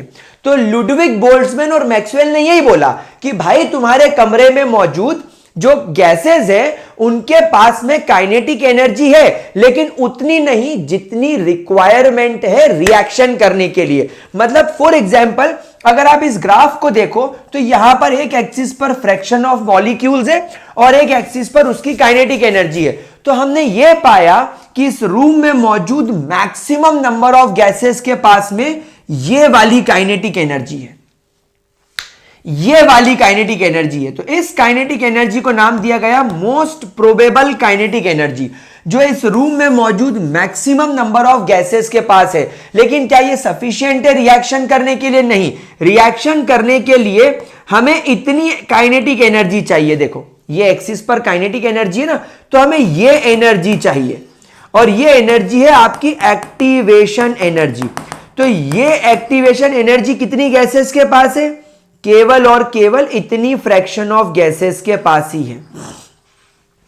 तो अभी रूम में एक छोटा पार्ट है गैस का जो रिएक्शन कर पा रहा है, बाकी ये बड़ा पार्ट जो है गैसेस का वो बिल्कुल भी रिएक्शन नहीं कर पा रहा है। फिर लुडविग बोल्ट्जमैन और जेम्स क्लार्क मैक्सवेल ने टेम्परेचर को 10 डिग्री से बढ़ा दिया। उन्होंने पहले टेम्परेचर T रखा। जब T टेम्परेचर था तो एक लार्ज नंबर ऑफ गैसेस के पास में ये वाली काइनेटिक एनर्जी थी, मोस्ट प्रोबेबल काइनेटिक एनर्जी, और रूम में मौजूद केवल इतनी ही गैसेस के पास में एक्टिवेशन एनर्जी पॉइंट को पार करने की ताकत थी। लेकिन जैसे ही टेम्परेचर को 10 डिग्री से बढ़ाया गया, आपने देखा कि ये ग्राफ थोड़ा ब्रॉड हो गया, और ब्रॉड हुआ तो हुआ, इसकी मोस्ट प्रोबेबल काइनेटिक एनर्जी भी चेंज हुई। लेकिन अब आप देखो ये एक्टिवेशन एनर्जी वाला जो पॉइंट है, अब ये लार्ज नंबर ऑफ गैसेस जो हैं वो पार कर दी। तो अब यहां पर जो एरिया है जिसने की एक्टिवेशन एनर्जी पार किया वो बढ़ गया है। नंबर ऑफ गैसेस जिनके पास में अब काइनेटिक एनर्जी उतनी है जितनी चाहिए रिएक्शन करने के लिए, वो बढ़ गया। आई बात समझ में बच्चा पार्टी? तो इसके पीछे रीजन मैं आपको ऑलरेडी समझा चुका हूं, आप इसकी थ्योरी एक बार जरूर गो थ्रू करेंगे। अब हम लोग सब जानते हैं आर्हेनियस इक्वेशन क्या है? K इज इक्वल टू ए ई की power minus E A upon R T. जब आप इसका नेचुरल लॉग ले लेंगे तो ये K बन जाएगा ln K, पावर में minus E A upon R T उतर कर नीचे आ जाएगा और A बन जाएगा ln A। अब गाइस जैसा कि आपको आर्हेनियस ने बोला कि जब नॉर्मल टेम्परेचर रहेगा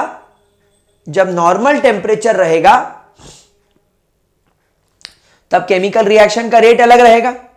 जब आप उसका टेम्परेचर बढ़ा दोगे तो रेट अलग हो जाएगा। मतलब यहां पर दो बात हो गई। टेम्परेचर का बढ़ना मींस T1 से T2 की तरफ जाना और उसका रेट कांस्टेंट बढ़ जाना यानी K1 से K2 की तरफ जाना। तो यहां पर दो चीजें चेंज हो रही है। With change in temperature rate constant बदल रहा है। तो हमने बोला कि जब टेम्परेचर T1 था तो हमारी इक्वेशन ये थी ln K1 minus EA upon R T1 ln A। और जब हमने टेम्परेचर T2 करा हमारी इक्वेशन चेंज होकर हो गई ln K2 is equal to minus EA upon R T2 ln A। हमने इन दोनों इक्वेशन को सब्ट्रैक्ट किया तो ln K2 minus ln K1 is equal to EA upon R T1 minus EA upon R T2 ln A फिट्टूस हो गया। अब आप सभी लोग जानते हो लॉग की प्रॉपर्टी होती है अगर कोई दो चीजें सब्ट्रैक्शन में हो तो वो डिवीजन में चली जाती है। तो ln K2 by K1 is equal to EA upon R 1 upon T1 minus 1 upon T2। क्या मैं इस पेन को जाकर गटर में फेंकाऊं? अगर ये बार बार ऐसे निकलेगा तो दिमाग खराब होता है हमारा टाइम वेस्ट होता है। अच्छा, अब यहां से यहां हमने इस नेचुरल लॉग को लॉग बेस 10 में कन्वर्ट कर दिया। तो आप सभी लोग जानते हो नेचुरल लॉग को जब आप लॉग बेस 10 में कन्वर्ट करोगे तो वो log base 10 log base 10 multiply by 2.303 होता है। तो ये 303 जो है 2.303 ये यहां था पर इसको मैंने यहां डिवीजन में भेज दिया। और जब आप फाइनल इस इक्वेशन को देखोगे तो ये हो जाएगा log K2 by K1 is equal to EA upon 2.303 R T2 minus T1 divided by T1 T2। ये आपका फॉर्मूला हो गया where effect of temperature on rate of reaction is studied with the help of Arrhenius equation.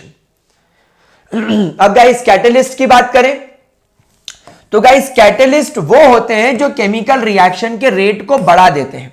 For example जब आप KClO3 का treatment without MnO2 करोगे तो इसको बहुत टाइम लगेगा, लेकिन जब आप MnO2 डाल दोगे तो ये केमिकल रिएक्शन आधे घंटे में 5 मिनट में 10 मिनट में कंप्लीट हो जाएगी। तो कैटलिस्ट क्या करता है? केमिकल रिएक्शन के रेट को बढ़ाता है। कैसे बढ़ाता है? देखो कैटलिस्ट क्या करता है, कैटलिस्ट ये बोलता है कि जब मैं नहीं था रिएक्शन में तो ये रिएक्शन को एक्टिवेट होने के लिए ज्यादा एनर्जी लगती थी। ये इसका थ्रेशोल्ड पॉइंट था, एक्टिवेशन एनर्जी का पॉइंट था। मतलब एक्टिवेशन एनर्जी विदाउट कैटलिस्ट आप देखो आपको ज्यादा लगती थी। तो ज्यादा एक्टिवेशन एनर्जी पॉइंट पर यहां से लेकर ये यहां तक पहुंचने के लिए यू रिक्वायर मोर टाइम, क्योंकि ज्यादा एनर्जी देनी है तो ज्यादा देर तक देनी पड़ेगी। लेकिन कैटलिस्ट डालने पर एक्टिवेशन एनर्जी का पॉइंट कम हो जाता है। तो अब आपको एक्टिवेशन एनर्जी का पॉइंट कम हो गया तो रिएक्टेंट को अब आपको एक्टिवेट करने के लिए केवल यहीं तक लेकर जाना है। मतलब आपको लंबे रास्ते की जगह एक शॉर्टकट मिल गया। तो ऑब्वियसली अगर आप लंबे रास्ते से यहां पहुंचोगे तो आपको ज्यादा टाइम लगेगा, लेकिन जब छोटे रास्ते से पहुंचोगे तो जल्दी पहुंच जाओगे और यहां पहुंचते ही आपका प्रोडक्ट बनना शुरू हो जाएगा। न्यू एक्टिवेशन एनर्जी लेते ही आपका प्रोडक्ट बनना शुरू हो गया। सो एक्चुअली कैटलिस्ट कुछ नहीं करता, वो एक्टिवेशन एनर्जी को डिक्रीज कर देता है। तो जब आपके रिएक्टेंट को प्रोडक्ट में बदलने के लिए जो एक्टिवेशन एनर्जी चाहिए अगर वही कम हो जाएगी तो वो कम एनर्जी लेकर फटाफट एक्टिवेटेड कॉम्प्लेक्स बना लेगा और फटाक से उसका प्रोडक्ट बन जाएगा। बल्ले बल्ले पुर। ठीक है, अगली थ्योरी आती है कोलिजन थ्योरी। अब केवल इसको मैं आपको समझाऊंगा। कोलिजन थ्योरी का मतलब है लुइस और मैक्स ट्रॉट्स ने बोला कि किसी भी केमिकल रिएक्शन के अंदर दो जो रिएक्टेंट हैं वो एक दूसरे के साथ कोलिजन तो करेंगे, तो वो कोलिजन की वजह से प्रोडक्ट बनेगा। तो आर्हेनियस अंकल आप अपनी इक्वेशन में एक चीज बताना भूल गए। आपने अपने इक्वेशन में ए की power minus EA upon RT डाला where A is your Arrhenius factor which is wrong, क्योंकि आपने एक चीज कंसीडर नहीं करी। आपने एनर्जी कंसीडर करी लेकिन आपने फ्रीक्वेंसी कंसीडर नहीं करी। एक गिवन वॉल्यूम में एक पर्टिकुलर टाइम में कितने पार्टिकल्स कोलिजन कर रहे हैं और कोलिजन कितना इफेक्टिव है वो भी देखना पड़ेगा। सिर्फ ये नहीं कि टेम्परेचर बढ़ा दिया और प्रोडक्ट बन गया, नहीं, टेम्परेचर बढ़ाने पर इफेक्टिव कोलिजन कितना है वो भी देखना पड़ेगा। इसीलिए इन्होंने इस एक्सप्रेशन में थोड़ा सा चेंज करके ए की जगह जेड लगा दिया, where Z represent the collision frequency of A and B. आ रही है बात समझ में? मतलब आर्हेनियस इक्वेशन का ए और इनका जेड एक दूसरे से कोरिलेटेड है। अगला होता है प्यारे बच्चों कोलिजन थ्योरी के अंदर ही orientation barrier. SN1 SN2 mechanism आप सभी लोग जानते हो। अगर ये OH नेगेटिव इस ब्रोमीन के सामने से अटैक करेगा तो इनके बीच में आप देखो रिपल्शन हो जाएगा, दोनों एक दूसरे से दूर निकल जाएंगे and no product will be form. यानी कि आर्हेनियस ने बोला कि भाई टेम्परेचर बढ़ा दो प्रोडक्ट बन जाएगा, नहीं, टेम्परेचर बढ़ा देंगे कोलिजन होने लगेगा। तो कोलिजन भी कैसा हो रहा है? इफेक्टिव कोलिजन है, प्रॉपर ओरिएंटेशन में कोलिजन है कि नहीं? अगर इम्प्रॉपर ओरिएंटेशन होगा तो प्रोडक्ट नहीं बनेगा। जब प्रॉपर तरीके से कटप्पा ने बाहुबली को पिछवाड़े से मारा था, वो मूवी देखने के बाद जब ये कार्बन के पीछे से अटैक करेगा तभी प्रोडक्ट बनेगा। तो ये भी एक फैक्टर है जो हमें ध्यान रखना है, ठीक है? कोई प्रॉब्लम? चलिए अब गाइस हम लोग कुछ क्वेश्चंस यहां पर करने वाले हैं, कुछ PYQs हम लोग यहां पर देखने वाले हैं। डोंट वरी, हम डिटेल PYQ वीडियो आप लोगों के लिए लेकर आएंगे जिसके अंदर बहुत सारे क्वेश्चंस कराएंगे। बट अभी ये क्वेश्चन देखते हैं। ये क्वेश्चन कह रहा है right the reaction between the reaction between A and B is okay. तो यहां पर अपन पहले इसका रेट लिख लेते हैं। देखो इसने हमको दिया है कि रेट में जो ए है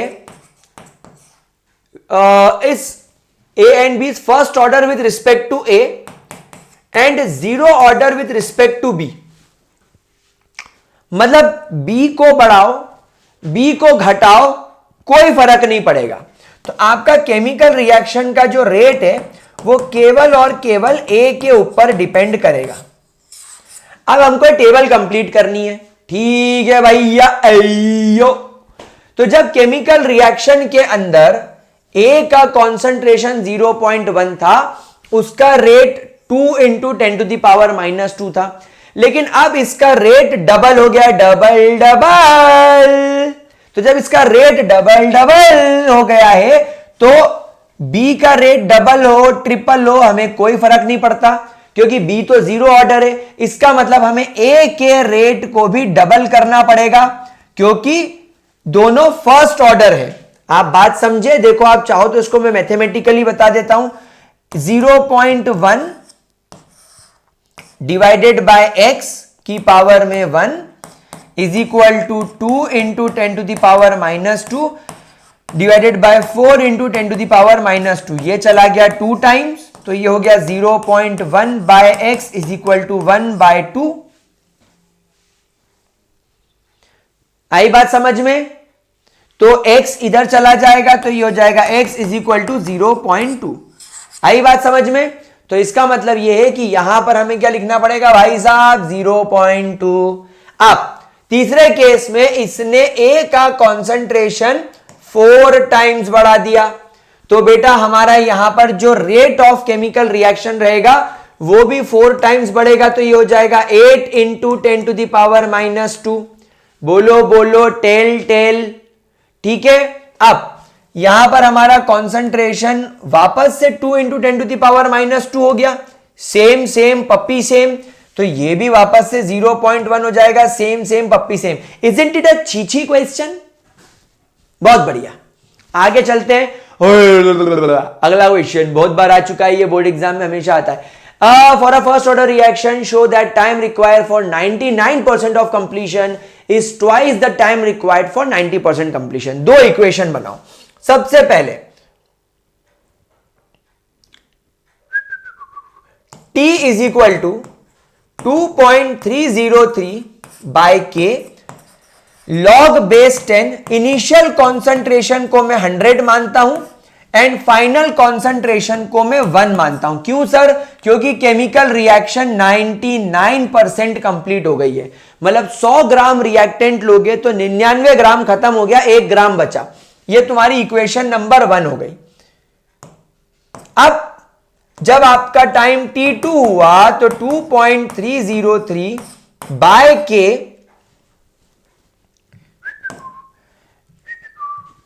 तो दोनों का सेम होगा क्योंकि फर्स्ट ऑर्डर रिएक्शन है, इसका तो मैं चेंज कर नहीं सकता। Required to complete 90% of the reaction, तो 100 डिवाइडेड बाय 90 गया तो 10 बचा। तो यहां पर देखो ये हो गया 2.303 अपॉन के लॉग बेस 10 की पावर में 2, और ये कट गया 10, तो ये हो गया 2.303 अपॉन के लॉग बेस 10। ये और ये भी फिर टूस कर दो, लॉग बेस 10 2 क्या हो जाएगा 2, और लॉग बेस 10 क्या हो जाएगा 1। So therefore T1 is equal to 2 and T2 is equal to 1, तो हो गया ट्वाइस, देख लो। So T1 is equal to 2 T2, T2 is for time required to complete the reaction 90% and it is twice, then time required to complete the reaction 99%। आया, अगले question की तरफ चलते हैं। The rate of reaction is quadruples when the temperature changes from इतना to इतना।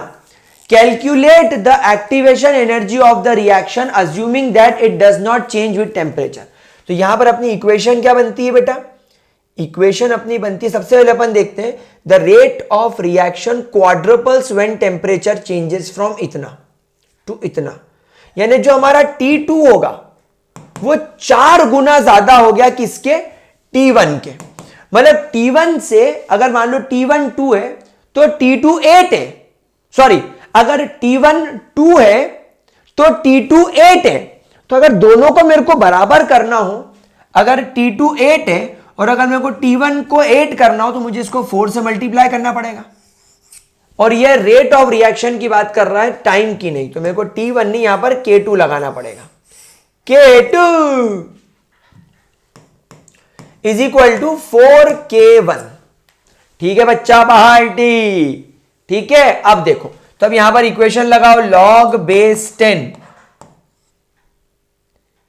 K2 divided by K1 is equal to A upon 2.303 R T2 T1 upon T1 minus T2।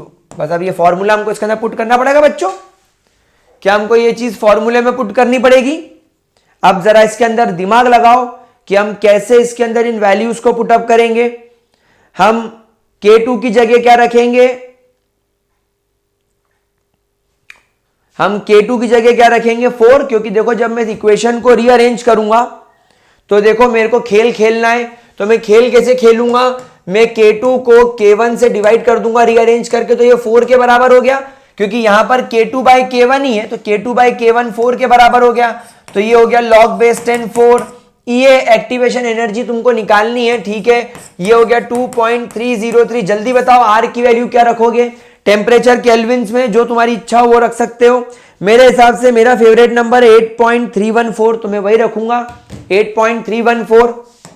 8.314। T2 क्या है 313 और 293 divided by T1 minus T2। यही equation पड़ी थी ना रे,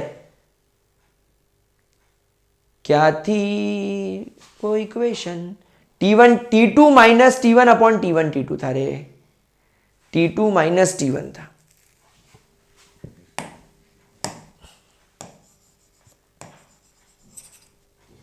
T2 minus T1 upon T1 T2। तो T2 क्या है रे बेटे 313, तू मेरा मैं तेरा। बस कर लोगे सॉल्व। लॉग बेस 10 4 की वैल्यू क्या होती है 0.60। अब कर लो सॉल्व इसको, ठीक है बच्चों। अब आप कर लोगे इस क्वेश्चन को सॉल्व। इस क्वेश्चन की जब आप पूरी सॉल्विंग करोगे तो आपको जो आंसर मिलेगा वो होगा 52.85 किलो जूल्स पर मोल। 52.85 किलो जूल्स पर मोल आपका आंसर आएगा। 52.85 किलो जूल्स पर मोल। वैसे आपको यहां पर वैल्यू जूल्स पर मोल में मिलेगी, उसको आपको किलो जूल्स पर मोल में कन्वर्ट कर लेने का है।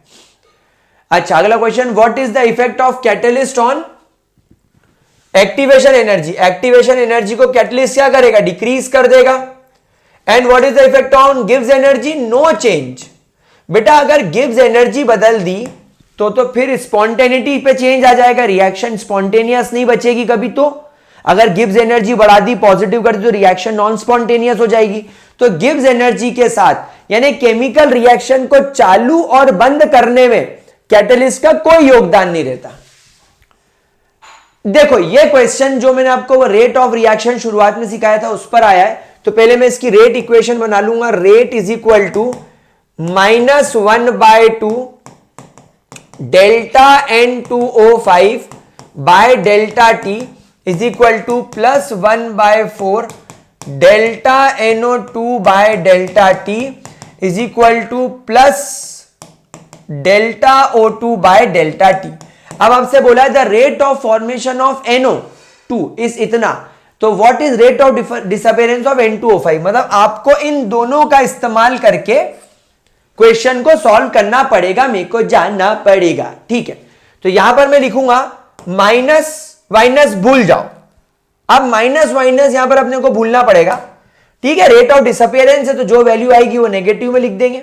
तो 1/2 delta N2O5 by delta T अपने को निकालना है, is equal to 1/4 multiply by delta NO2 by delta T की वैल्यू आपको दे रखी है 2.8 into 10⁻³ capital M is molarity यानी मोल्स पर लीटर और टाइम पर सेकेंड। देख रहे हो पर सेकेंड दिया है, इसलिए मैंने डेल्टा T भी हटा दिया है क्योंकि इसकी यूनिट मोल्स पर लीटर और इसकी यूनिट पर सेकेंड। तो ये कट गया कितना टाइम? 0.7 टाइम, और ये जाके मल्टीप्लाई हो जाएगा तो delta N2O5 by delta T is equal to 1.4 into 10⁻³ moles per litre per second. बोलो आया समझ में? Very good. घटिया टाइप के क्वेश्चन आ रहे हैं, कोई इनका वो नहीं है। A rate of reaction, a reaction is of second order with respect to reactant. How is the rate of reaction affected if the concentration of reactant is reduced to half? What is the unit of rate constant for such reaction? ठीक है, तो rate is equal to K A की power में 2। अब क्योंकि ये second order reaction है तो सबसे पहले इसकी यूनिट का फॉर्मूला लिखो, मोल 1 - n लीटर n-1 पर सेकेंड। तो यहां पर अपनी यूनिट हो जाएगी मोल 1 - n यानी -1 लीटर पर सेकेंड। अब इनिशियली मैंने बोला कि जो A है उसका कॉन्सेंट्रेशन 1 है, तो इसके लिए रेट हो जाएगा is equal to K A की पावर में 2 यानी 1 की पावर में 2। सो देयरफॉर रेट इसके लिए हो जाएगा K के बराबर। अब बाद में ये बोल रहा है कि मैंने जो रिएक्टेंट A है उसका कॉन्सेंट्रेशन हाफ कर दिया, तो rate is equal to K 1/2 कर दिया मैंने कॉन्सेंट्रेशन की पावर में 2, तो रेट हो जाएगा K/4 यानी your rate will reduce by 4 times, 1/4 times. तो रेट हो जाएगा आपका 1/4। बेटा हाँ गुलजारी ला लो, कोई तकलीफ तो नहीं किसी को? अच्छे समझ में आ रहा है? बहुत बढ़िया। चलो right the two difference between order and molecularity that is always given to you.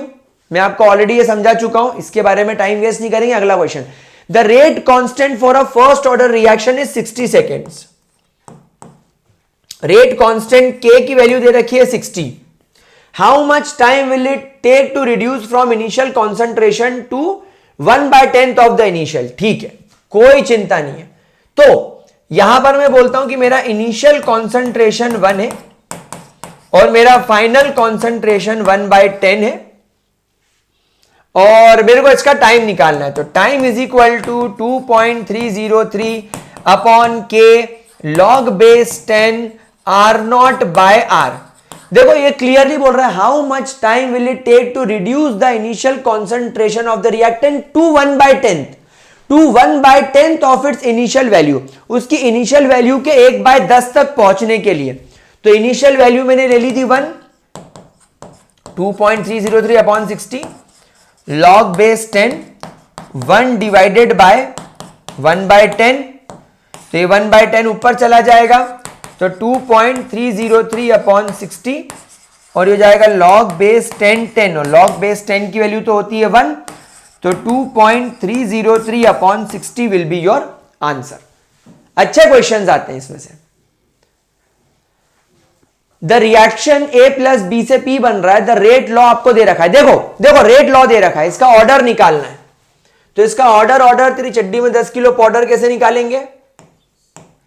तो order is equal to A is half and B is 2, तो इसका LCM यही ले लो, तो जाएगा 2, 1 2 to the 4 यानी 5/2। क्या मेरा आंसर सही आया? क्या मेरे को मैथ्स करना आ गया है? मेरे को बहुत मार पड़ती थी यार ये LCM में, आता ही नहीं था, दिमाग में घुसता ही नहीं था, पता नहीं क्या प्रॉब्लम थी। चलो अगला है the first order reaction is found to have a rate constant इतना, इसकी हाफ लाइफ निकालो। मतलब फ्री में मार्क्स बांटने के लिए बेटे हैं, आप बटोर लो तो आपका फायदा। तो 0.693 upon 5.5 into 10 to the power -14 solve कर लो, you will get the answer. अगला क्वेश्चन, अब ये क्वेश्चन के लिए I want you guys to थोड़ा सा मारो हसल। वैसे मैं आपको एक इसकी बात बता दूं कि आरएनएस इक्वेशन होती है K इज इक्वल टू ए ई की पावर में minus E A upon R T. मैं बोलता हूं हसल मारो, फिर खुद ही सॉल्व कर देता हूं। तो हो जाएगा log K is equal to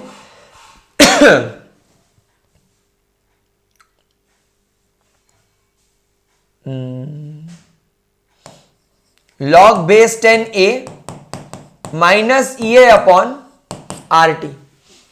और आपको यहां पर ये वैल्यू दे रखी है log K is equal to 14.2 minus 1 into 10 to the power -4। तो आपको यहां पर ई ए कैलकुलेट करना है और रेट कांस्टेंट K निकालना है। तो जरा अभी इक्वेशन कंपेयर करके रिजल्ट निकाल सकते हो क्या? क्या आप यहां पर इक्वेशन कंपेयर करके रिजल्ट निकाल सकते हो क्या?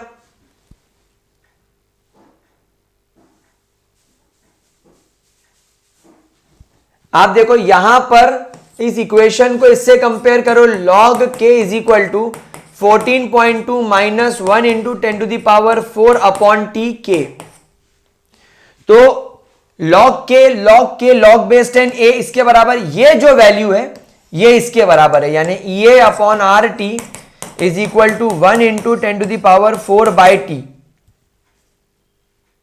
तो t से t कैंसिल हो गया, EA की वैल्यू आपको यहां पर निकालनी है, R की वैल्यू आपको दे रखी है 8.314 into 1 into 10 to the power 4, ये आपके EA की वैल्यू निकल गई।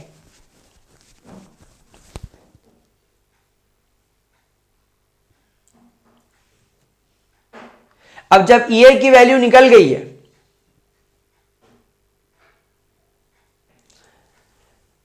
आप यहां पर EA की वैल्यू रख दो, टाइम 200 रख दो, R की जगह ये वैल्यू दे रखी है वो रख दो, log बेस 10a की जगह आपको 14.2 दे रखा है वो रख दो, तो आपको K की वैल्यू मिल जाएगी। जब आपको यहां से K की वैल्यू मिल जाएगी तो now K is equal to, मतलब आपको T हाफ निकालना है, तो T half will be equal to 0.693 by K। तो यहां से पहले K की वैल्यू निकाल दो और फिर T हाफ निकाल लो। ट्राई मारना इस क्वेश्चन को घर पे, ठीक है? चलो, तो with this we have completed chapter chemical kinetics. शाम को आप लोगों के साथ मिलता हूं मैं इलेक्ट्रोकेमिस्ट्री के पीवाईक्यूज में। केमिकल काइनेटिक्स के पीवाईक्यूज कल लेकर आऊंगा और कल आप लोगों को डीएनए ब्लॉक एलिमेंट्स पढ़ाने वाला हूं, बहुत सही चैप्टर है। चलो मिलता हूं आपसे कल, अच्छे से पढ़ो, चैनल को जितना हो सके अपने जूनियर्स के साथ शेयर करना ताकि वो नेक्स्ट ईयर 12th में आकर भी फोड़ सके like you guys are doing. 10th से अगर कोई आपका जान पहचान वाला 11th में आ रहा है तो भी ग्रेविटी सर्कल आप उन्हें रेकमेंड कर सकते हैं, क्योंकि हम लोग 11th 12th के लिए बढ़िया वाला कंटेंट बनाते हैं। चलो bye bye guys, take care, keep watching, keep loving and keep studying.